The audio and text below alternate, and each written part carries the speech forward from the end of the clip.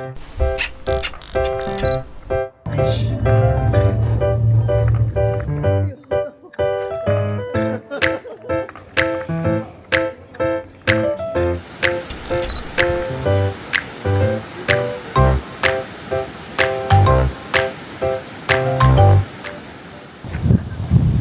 to another exciting episode of Gibbon Travelogue. I'm Lillian. And I'm Gilbert. And today we are in Furano, one of the most famous countryside in Japan. Now the question here is it worth visiting in late spring? What do you think? Let's see. Okay, so let's explore this place. Ready to go? Yep. Okay, ikimashou! In our last video, we share how you can plan an 11-day road trip across Hokkaido. From using Google Maps to plan the route, to choosing accommodations and building the itinerary. Today we're exploring one of Hokkaido's most famous countryside regions, Furano. This is the very first leg of our road trip.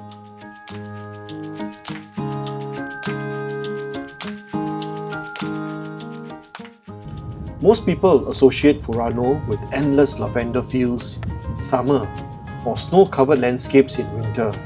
But how about late May? Can you still see flowers? Is the scenery still beautiful? Well, today we are going to find out. No, she's very strong. Once again, our trip begins at Changi Airport. As we board a Thai Airways flight to new Chitose Airport via Bangkok. After arriving in Hokkaido, we send a quick WhatsApp message to Sunshine Car Rentals to let them know we have landed. Shortly after, a shuttle arrives to pick us up and transfer us to their rental office, located about 15 minutes from the airport.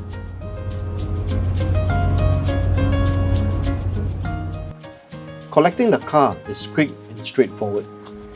Before long, we are on the road. Okay, are you ready for our road trip? Let's go. Excited.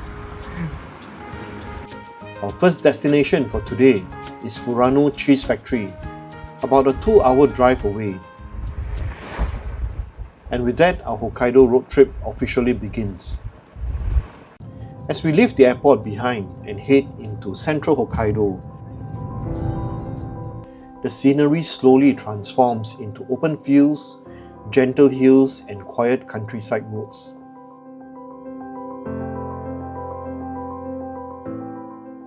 One thing you immediately notice about Furano in late spring is just how peaceful everything feels. The roads are calm, the weather is cool and refreshing.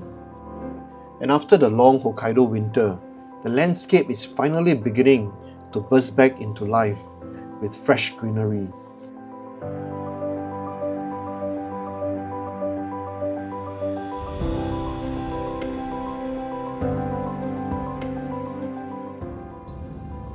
Road tripping in Japan is also incredibly enjoyable. Along the way, there are frequent roadside stations and rest stops. Perfect for toilet breaks, grabbing a snack, or simply stretching your legs before continuing the drive.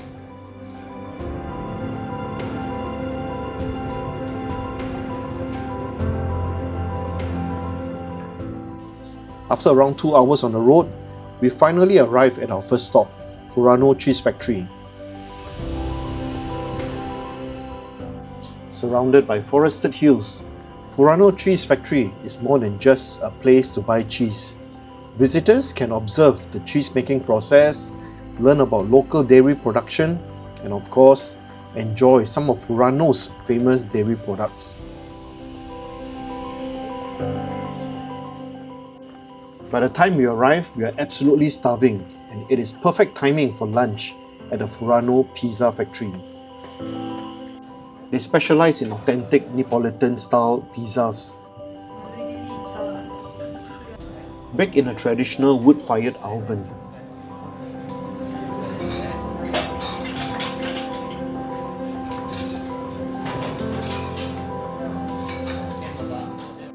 Their pizzas use fresh mozzarella and other cheeses produced directly at Furano Cheese Factory, together with locally grown Hokkaido wheat, tomatoes and onions. Super yummy!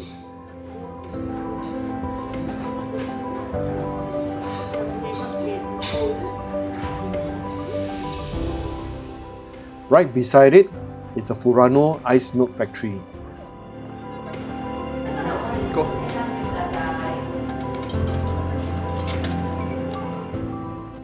They serve artisan gelato and incredibly rich soft serve ice cream made using 100% fresh Furano milk. Their cheese soft serve is a signature item. It is thick, creamy, slightly savoury and surprisingly addictive.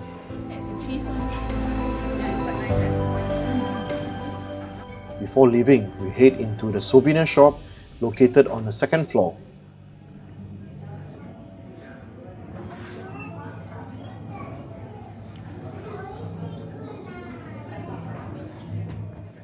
You can sample several varieties of freshly made cheese before deciding what to buy. Aside from cheese blocks, they also sell milk candies, cookies, rich Furano cheesecakes, lavender gifts, and lots of cute dairy-themed souvenirs. Let me try. It like washes down and then can eat more.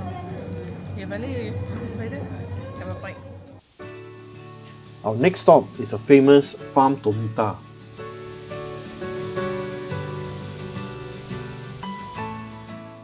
This is one of the most famous flower farms in Japan and one of Furano's most iconic attractions. Known for its spectacular flower fields and postcard-perfect countryside scenery, Farm Tomita attracts visitors from around the world during the summer lavender season. But even in late spring, the farm is beginning to wake up. Colourful seasonal flowers start appearing across the landscape, creating beautiful layers of colour against the backdrop of the Tokachi mountain range. A little about this place. Farm Tomita has a surprisingly long history. The farm traces its origins back to 1903, when the Tomita family first began cultivating land here in Naka Furano. However, it only became famous much later, after starting lavender cultivation in 1958. At one point, cheaper imported fragrances nearly caused the lavender farming in Furano to disappear. But Farm Tomita continued preserving and growing lavender.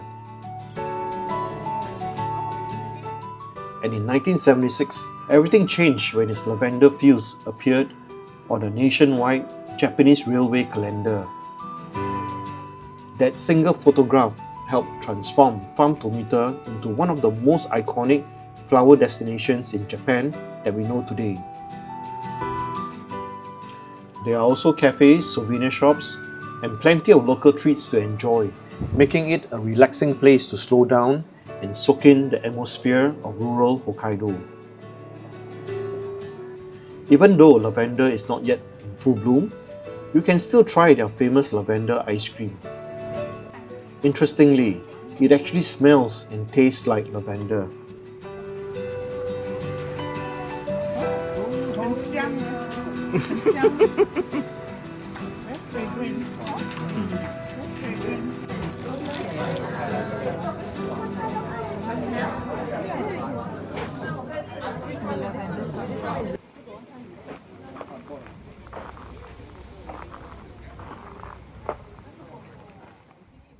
Still, even without full lavender bloom, Farm Tomita feels absolutely worth visiting.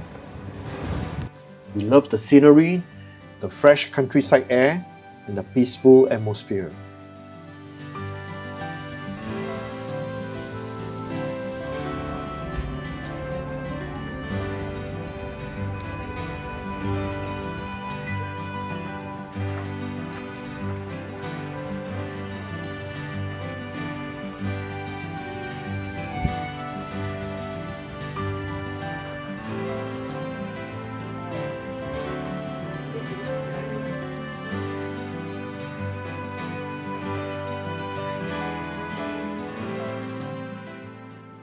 Next, we continue to Hinode Park. This park becomes famous during summer for its lavender fields. But when we arrive, the fields are completely bare. Still, we are greeted by wide open landscapes, quiet walking paths, and panoramic views across Furano's rolling hills. Perhaps one of the best things about visiting during late spring is simply enjoying places like this without the crowds.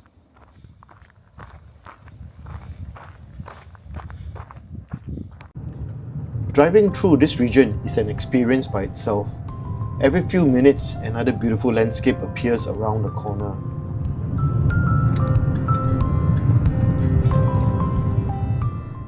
One of today's highlights is the famous Blue Pond, one of the most photogenic spots in Hokkaido.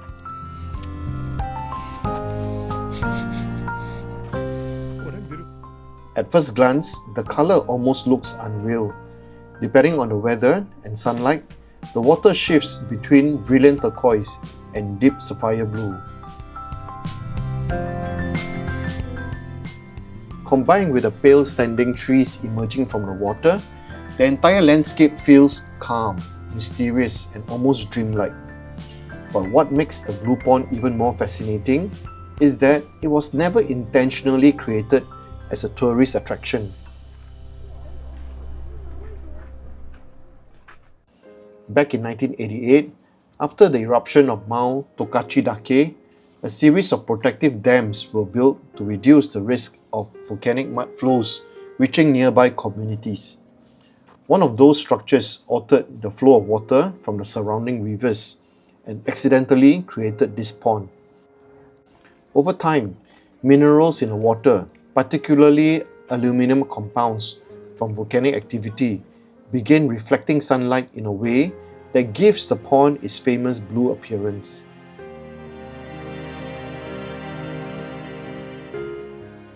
What started as an engineering project to protect the area eventually became one of Hokkaido's most photographed and beloved destinations. Late spring is especially beautiful here, as fresh greenery returns and creates an incredible contrast against the vivid blue water.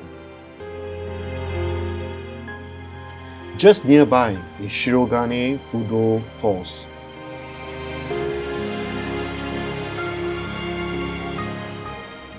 Unlike Blue Pond's calm atmosphere, this waterfall feels powerful and energetic.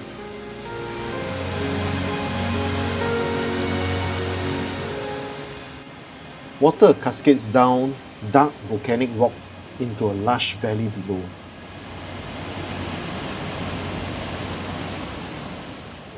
It is a quick stop, but definitely worth a stop.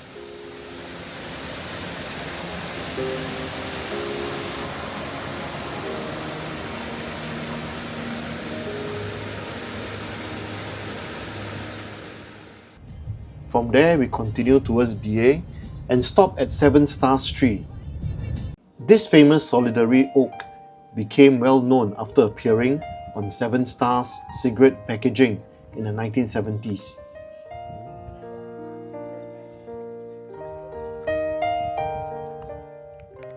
Standing alone among gently rolling farmland, it has become one of Biei's iconic countryside landscapes. It is simple, but somehow incredibly beautiful.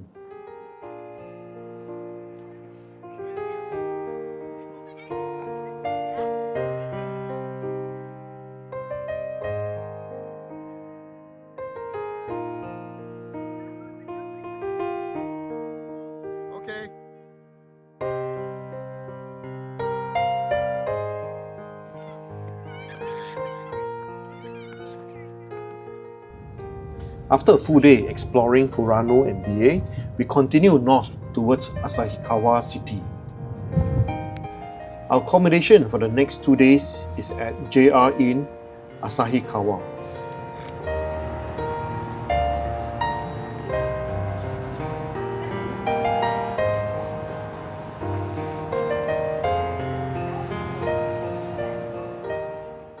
One of the best things about this hotel is the location.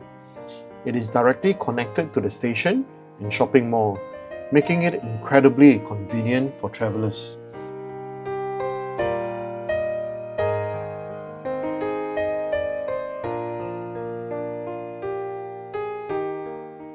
There is also ample parking, and parking costs 800 yen per night, valid for up to 24 hours from the time of entry. Payment is made at the hotel front desk, where they provide a QR code for exiting the parking area. Dinner is at one of the restaurants inside the mall.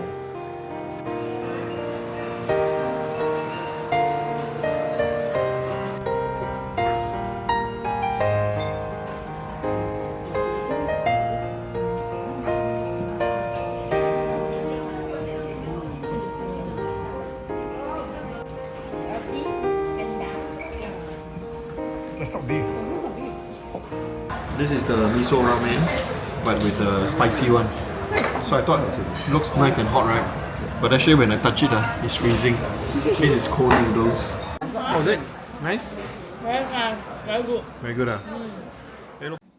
After that, we grab some melons from the supermarket and have our own little melon party. 呢個係 king room 啊？You see double semi.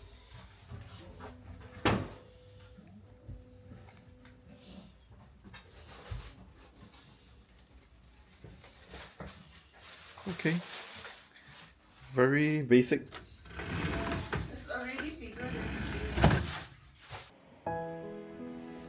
So, is late spring in Furano worth visiting? Our answer is a definite yes. While we miss the peak lavender season, late spring reveals a completely different side of Hokkaido that is equally rewarding. Instead of crowded flower fields, you get wide open countryside landscapes slowly turning fresh green after winter. The roads are quiet, the scenery feels expansive, and viewpoints feel almost private. The weather is another big advantage. Compared to the hot and humid summer months of July, late spring is cool and very comfortable for road trips and outdoor sightseeing. We can explore for hours without feeling drained by the heat. In our next video, we'll be sharing our next exciting leg of our road trip in Hokkaido, the Daisetsusan National Park.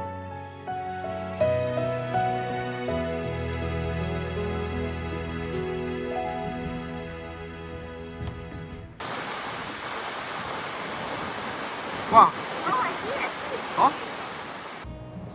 Okay, that's it, folks. Hope you like this video. If you enjoyed this video, don't forget to give us a like, leave a comment for us, and subscribe to. Gibbon Travelogue. Until our next video, We'll we'll see you again. Bye. Mata ne. Woo.